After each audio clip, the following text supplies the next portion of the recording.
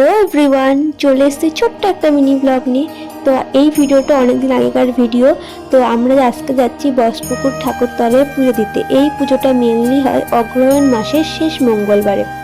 এখানে বট গাছকে শিব পার্বতী হিসেবে পুজো করা হয়। বহু দূর থেকে লোকজনের এখানে আসে, অনেকের এখানে মনোবাঞ্ছনা পূর্ণ হয়।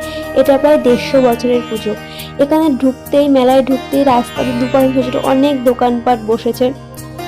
অনেকে হাত পা মানুষ বানিয়ে এখানে পুজো দেয়। এই সেই ঠাকুরতলা।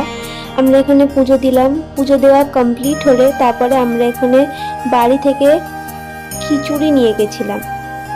তো সেটা নিয়ে আমরা মাঠের দিকে, যেখানে প্রচুর লোক রান্না করে সবার মাঝে প্রসাদ বিতরণ করে, যাদের যেটা মানত থাকে। দিয়ে আমরা এখানে মাঠের ভেতরে চলে গেলাম। তোমরা দেখতেই পাচ্ছ কতজন প্রসাদ বিতরণ করছে। দিয়ে সবাইকে আমরা এখানে প্রসাদ দিচ্ছিলাম। তারপরে আমরা একটু খেলনা কিনছিলাম, কিনে প্রসাদ খেয়ে বাড়ি চলে এলাম। ভিডিওটি ভালো লাগলে